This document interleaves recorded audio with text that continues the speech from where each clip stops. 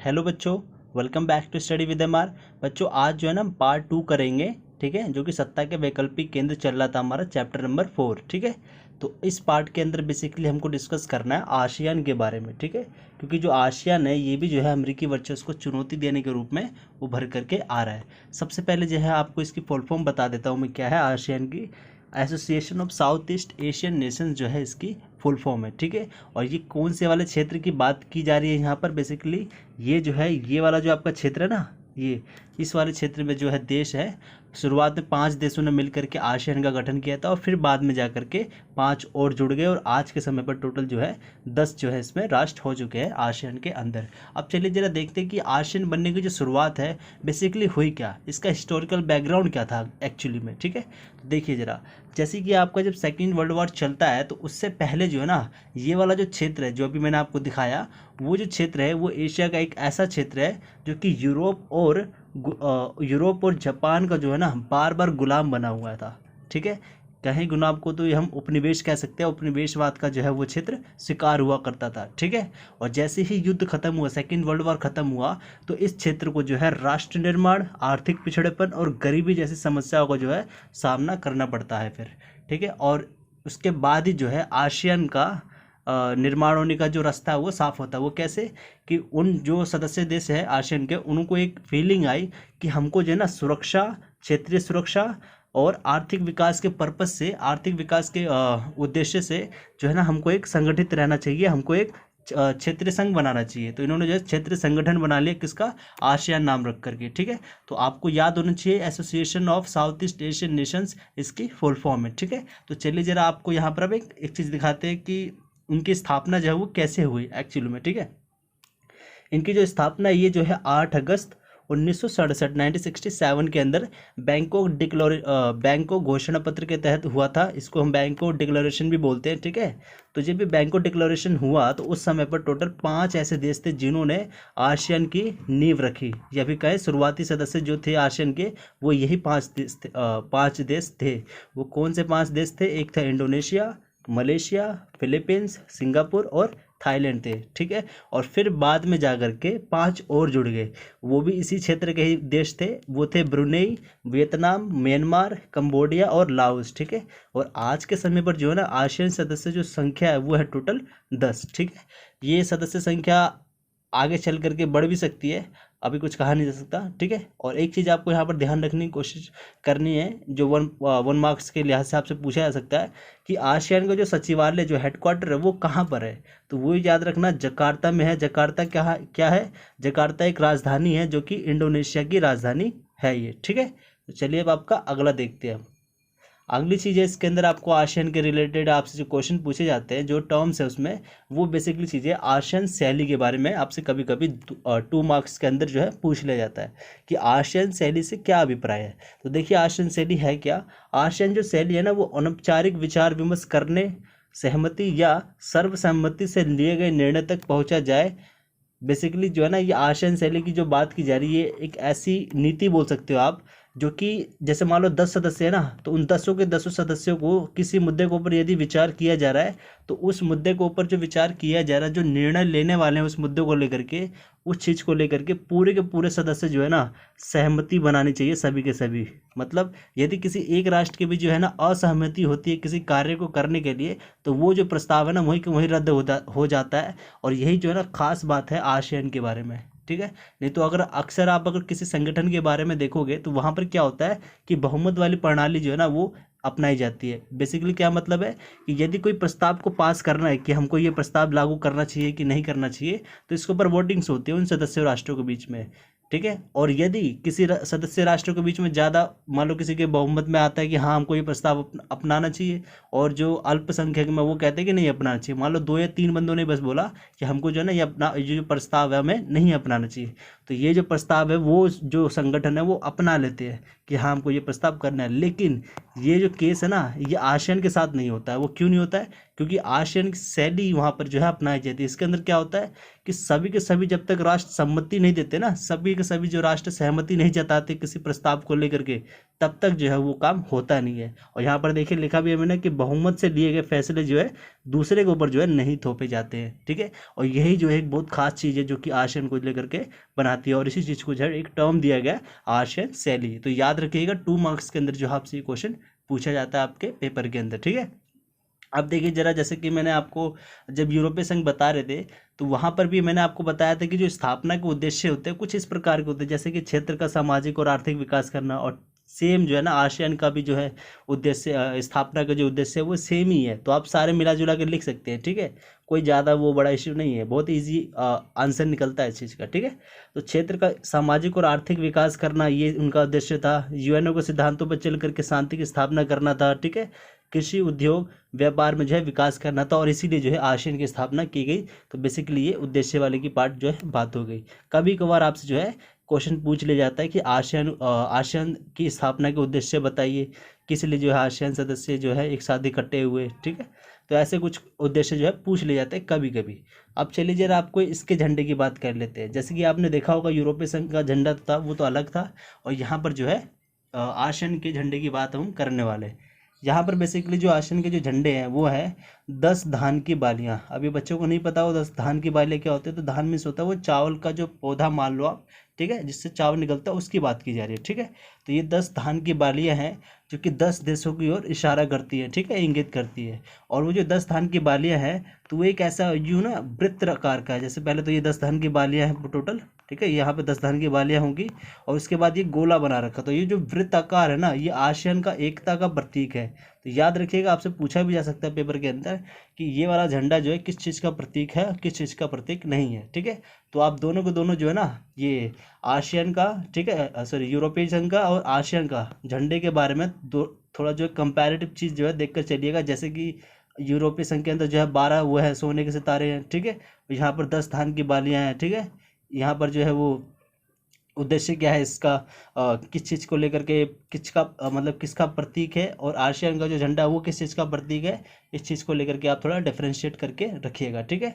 अब अगला चलते हैं, जो कि आसियान को जब भी हम पढ़ते हैं तो वो बहुत ही खास बन जाता है। वो चीज़ है विजन दस्तावेज 2020। इससे रिलेटेड भी आपका क्वेश्चन बहुत बार आया हुआ है और बहुत इंपॉर्टेंट चीज़ बोल सकते हैं हम इस चीज़ को कि ये एक जो है ना ऐतिहासिक दस्तावेज था जो कि 1997 के अंदर जो है लिखा गया था, आप बोल सकते हैं अपनाया गया था, बातें कही गई थी उस समय पर। उस समय पर ऐसे क्या बातें कही गई थी, उस समय पर कहा गया था विजन दस्तावेज 2020 बेसिकली ये चीज़ है। ये कहा गया था कि 2020 तक, ठीक है, 2020 तक आसियान जो सदस्य है ना वो सारे के सारे इन चीज़ों के ऊपर अपनी इन सभी के सभी उद्देश्यों को जो है ना प्राप्त करने की कोशिश करेंगे 2020 तक, ठीक है, मतलब 2020 तक केवल, ठीक है। तो ये जो है एक तरफ से ऐतिहासिक दस्तावेज है जो कि 1997 के अंदर आसियान राष्ट्रों के बीच में सहमति बनी कि 2020 तक जो है हमको इन सभी के सभी मुद्दों को टैकल करना है या फिर उनका जो है वो लक्ष्य जो है ये प्राप्त करना है, ठीक है। तो चलिए उन्होंने लक्ष्य रखे क्या कहते हैं वो भी जरा देख लेते हैं कि आसियान सदस्य देशों में जो गैर लोकतांत्रिक बदलाव हो रहे थे ना उन सभी चीज़ों का जो है विरोध करना है, ये चीज़ें सेट किया गया था इस समय पर। और ये कहा गया और तो और जो है 2007 के अंदर ये फैसला लिया गया कि सदस्य देश जो है ना कम से कम जो है साल में 2 बार जो है बैठक में हिस्सा लेंगे ही लेंगे, ठीक है, अवश्य करेंगे ही करेंगे, डिस्कस करेंगे कि कौन सी चीज़ें हमको करनी चाहिए, कौन सी चीज़ें नहीं करनी चाहिए, ठीक है। और फिलीपींस शिखर सम्मेलन में जो है ये फैसला लिया गया कि FTA जो फ्री ट्रेड एग्रीमेंट है, फ्री ट्रेड एरिया है, सॉरी फ्री ट्रेड एरिया है, वहाँ पर जो है ना चीन को भी शामिल किया जाएगा। अब बच्चे कंफ्यूज हो गए आपकी, ये फ्री ट्रेड एरिया क्या होता है। ये क्या होता है कि कुछ विशेष प्रकार का क्षेत्र होता है जहाँ पर बिना टैक्स दिए व्यापार कर सकते हैं आप, ठीक है, फ्री छूट होती है, टैक्स बिना टैक्स पे किए आप व्यापार करो जितना ज़्यादा हो सके। तो यहाँ पर जो है इस प्रकार के जो क्षेत्र होते हैं वहाँ पर ज़्यादातर व्यापार की गतिविधियाँ बहुत ज़्यादा मिलती है, ठीक है। और तो और यहाँ पर ये भी लक्ष्य रखा गया कि उदारता लानी होगी अर्थव्यवस्था के अंदर, ठीक है, और टकराव की जगह जो है बातचीत को बढ़ावा दिया जाएगा, ठीक है। तो चलिए अब आपका जो नेक्स्ट टॉपिक है उसको जरा आप डिस्कस कर लेते हैं। अगला जो आपको इसमें चीज़ याद रखनी है वो यही है कि आसियान जो है उसने जो है आसियान क्षेत्रीय मंच की भी जो है स्थापना करी 1994 के अंदर। और इससे रिगार्डिंग एक बार क्वेश्चन आया भी हुआ था आपके पेपर के अंदर कि आसियान क्षेत्रीय मंच की स्थापना कब हुई थी। तो इसके उस क्वेश्चन से पहले कभी भी कहीं पर भी जो है डिस्कस नहीं कराया जाता था कि आसियान क्षेत्रीय मंच है क्या बेसिकली, ठीक है। तो ये जो आसियान जो क्षेत्रीय मंच है, इसको इंग्लिश में हम शॉर्ट फॉर्म में जो है आर एफ बोलते हैं, सॉरी ARF बोलते हैं। इसकी फुल फॉर्म होती है आसियान रीजनल फोरम, ठीक है। इसके अंदर बेसिकली होता क्या है कि ये एक प्लेटफॉर्म होता है, ये मंच है एक तरफ से, जहाँ पर जो है ना इंडो पैसिफिक वाले जो रीजन है उसकी सुरक्षा को लेकर के बातचीत की जाती है। अब ये इंडो पैसिफिक कौन सा रीजन है, तो आपको चलिए मैं दिखा देता हूँ। यहाँ पर ये देख सकते हैं जैसे कि पूरा हमारा विश्व का मैप है, ठीक है। इस विश्व के मैप के अंदर ये रहा हमारा प्यारा भारत, ठीक है। इस प्यारे भारत के बाद अगर नीचे देखोगे तो ये जो आप देख रहे हैं ना, ये डार्क जो ब्लू जो लाइन जा रही है, ये इसी चीज़ को जो है ना यहाँ पर इंडो पैसिफिक जो है रीजन कहा जाता है। तो इसी सुरक्षा, इसी क्षेत्र को ले, इस क्षेत्र की सुरक्षा के लिए जो है ये यहाँ पर आसियान जो राष्ट्र है, उन्होंने ये आसियान क्षेत्रीय मंच की जो है स्थापना की थी, ताकि उस क्षेत्र की सुरक्षा से हेतु जो है बातचीत की जा सके, ठीक है। याद रखिएगा ये चीज़। अब चलिए आपका जो नेक्स्ट टॉपिक है जो कि काफ़ी इंपॉर्टेंट है इस चैप्टर में, वो यही है कि आसियान के 3 आयाम या फिर 3 स्तंभ कौन कौन से हैं। ये बिल्कुल उसी तरह से जैसे यूरोपीय संघ के 3 होते हैं ना क्षेत्र, कि 3 किस रूप में जो है विश्व राजनीति पर प्रभाव डाले, 3 वो बताइए महत्वपूर्ण उसके, ठीक है। तो ये भी वही चीज़ है आसियान के, ठीक है। तो याद रखिएगा, दोनों डिफरेंस करके रखिएगा, क्वेश्चन में आता है ये कभी बहुत बार, ठीक है। सबसे पहले चीज़ यदि देखते हैं आसियान के 3 स्तंभ कौन कौन से हैं। सबसे पहले देखेंगे कि आसियान जो है एक सुरक्षा समुदाय के रूप में कैसे चल रहा है, आर्थिक समुदाय के रूप में कैसे चल रहा है, और सांस्कृतिक और सामाजिक रूप में जो है वो कैसे चल रहा है। तो चलिए आपका पहला जरा डिस्कस करते हैं। प्रथम स्तंभ जरा आसियान के बारे में देखते हैं। आसियान एक सुरक्षा समुदाय के रूप में कैसा है, देखते जरा देखिए।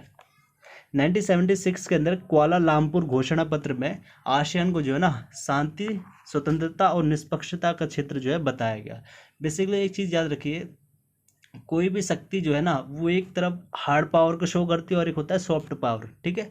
जैसे कि कोई मान लो किसी राष्ट्र को आज़ादी चाहिए, ठीक है, तो कोई कोई जो है हिंसा पे उतारू हो जाता है, और कोई कोई जो है नॉन वायलेंस का जो है पाथ इस्तेमाल करके क्या बोलते हैं आज़ादी प्राप्त करता है, ठीक है। तो सेम इसी तरह से विश्व राजनीति पर जो प्रभाव डाल रहे हैं वो भी जो है ना, आप जो है हिंसात्मक रूप से भी डाल सकते हैं, एग्रेसिव रूप से भी डाल सकते हैं, और नॉन वायलेंस के रूप में भी डाल सकते हो। तो यहाँ पर जो है ना आसियान जो है अपना सॉफ्ट पावर जो है इस्तेमाल करता है। सॉफ्ट पावर मतलब कि वो कभी भी ज़्यादा एग्रेसिव रूप से नहीं दिखाता है कि मैं ही हूँ सब कुछ, ये सब, वो हमेशा जो है सॉफ्ट पावर के रूप में अपने आप को शो करता रहता है। तो यहाँ पर भी यही कहा गया है कि 1976 के अंदर कुआलालंपुर के अंदर आसियान ने जो है ना अपने आप को शांति, स्वतंत्रता और निष्पक्षता का जो है क्षेत्र बताया गया है, ठीक है। अगला चीज़ देखते हैं क्या, कि जो इन सदस्य जो देश हैं उनके जो प्रधान है, उन्होंने जो है ना मैत्री और सहकार संधि की जो है बात की है। इसका मतलब क्या है, बेसिकली यहाँ पर ये कहा गया कि एक राष्ट्र जो है ना दूसरे राष्ट्र की स्वतंत्रता और प्रभुसत्ता का जो है ना सम्मान करेगा, ठीक है। इंटरफेरेंस ज़्यादा नहीं होना चाहिए, यहाँ पर बेसिकली कहने की ये बात की जा रही है, ठीक है। अगला चीज़ इसमें क्या आता है आसियान के सुरक्षा समुदाय के रूप में, कि 1995 के अंदर बैंकॉक शिखर सम्मेलन में आसियान को परमाणु हथियार मुक्त क्षेत्र जो है घोषित किया गया। जैसे कि मैंने आपको अभी बताया कि सॉफ्ट पावर का मतलब क्या होता है, कि परमाणु हथियार ना रखना, आप बोल सकते एग्जाम्पल है कि, ठीक है। सॉफ्ट पावर मतलब अपने आप को एक उदार के रूप में बताना, कि मैं भोला सा हूँ तो इसलिए मेरे ऊपर अटैक मत करना, बेसिकली ये यहाँ पर सॉफ्ट पावर के रूप में जो है आसियान अपने आप को स्थापित करना चाहता है। जैसे कि आप देख सकते हैं यहाँ पर इन्होंने एक घोषणा पत्र में भी कहा गया इनके सम्मेलन में, कि आसियान को जो है ना परमाणु हथियार मुक्त क्षेत्र कहा जाएगा, घोषित किया गया है। इसका मतलब क्या है कि 10 में से किसी एक के पास भी जो है ना परमाणु हथियार रखने की इजाज़त नहीं होगी या नहीं है, ठीक है। तो ये एक तरफ से अपने आप को जो है ना सॉफ्ट पावर के रूप में जो है इस्तेमाल कर रहे हैं, घोषित कर रहे हैं अपने आप को, ठीक है। अगली चीज़ देखते हैं कि RF जो है 1994 के अंदर स्थापित हुई थी, ठीक है, जहाँ पर सुरक्षा के मुद्दों को लेकर के, सुरक्षा व अन्य मुद्दों पर जो है भारत, चीन, जापान के साथ जो है विचार विमर्श किया जाएगा। तो बेसिकली ये हो गए पूरे सुरक्षा के लिहाज से देखा जाए तो आसियान ये सारी चीज़ें जो है करता है अपने संगठन क्षेत्र के आसपास, ठीक है। तो अब चलिए जरा आसियान का जो दूसरा स्तंभ है, आसियान का एक आर्थिक संगठन के रूप में, उसके बारे में भी जरा आप डिस्कस कर लेते हैं। जैसा कि आपको पता है कि 1995 के जो बैंकॉक डिक्लेरेशन हुआ था उसके अंदर जो है 2003 तक कहा गया, 1995 के अंदर कहा गया कि 2003 तक जो है आसियान को मुक्त व्यापार क्षेत्र बनाने की जो है घोषणा की गई थी इस शिखर सम्मेलन के अंदर, ठीक है। चलिए जरा एक चीज़ आपको बताता हूँ कि शिखर सम्मेलन और सम्मेलन में अंतर क्या होता है बेसिकली, ठीक है।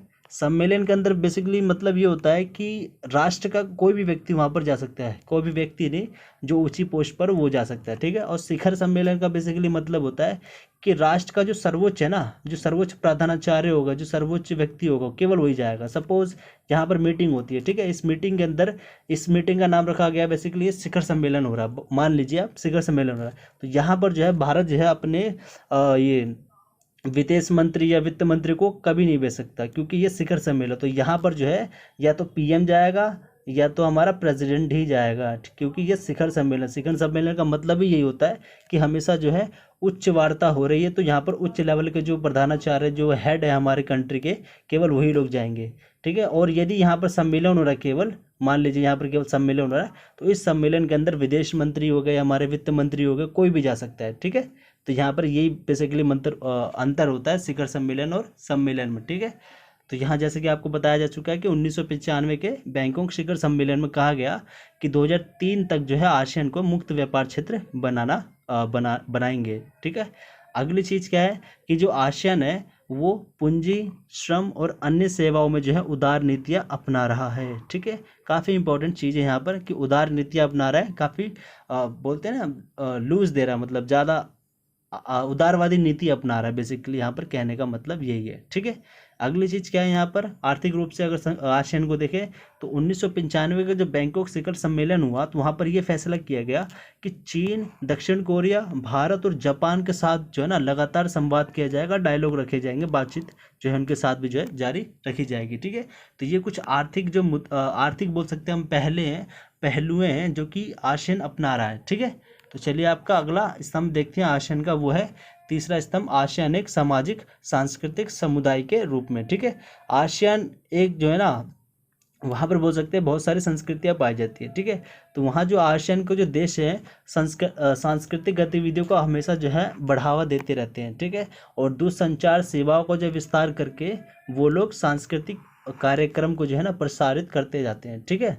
और तो और वहाँ पर जो रेडियो है, टेलीविज़न है, उन सब की सहायता से, कार्यक्रमों की सहायता से, कार्यक्रमों के माध्यम से सांस्कृतिक क्षेत्र में आदान प्रदान करना जो है संभव हो जाता है। ये सब चीज़ें जो है आसियान का एक सामाजिक सांस्कृतिक लक्ष्य को जो क्या कहते हैं, विशेषताओं को जो है दर्शाता है यहाँ पर, ठीक है। और तो और यहाँ की जो जनसंख्या है, जहाँ पर जो है जनसंख्या नियंत्रण, खेलकूद, शिक्षा के क्षेत्र में भी जो है आपसी सहयोग को लेकर के काफ़ी हद तक बातचीत की जाती है, ठीक है। और पर्यटन क्षेत्र में जो है वीज़ा संबंधित जो नियम होते हैं उसको ढीला रखने की जो है बार बार जो है बात की जाती है, ठीक है। तो आई होप कि आपको ये पूरा समझ आ गया होगा। आसियान का जो ये 3 स्तंभ है, ये बिल्कुल उसी तरह है जैसे कि यूरोप के 3 वो है ना प्रभावित करने वाले क्षेत्र, उसी की तरह है यहाँ पर आसियान के बारे में भी, ठीक है। तो आज की वीडियो बस यहीं तक है, धन्यवाद।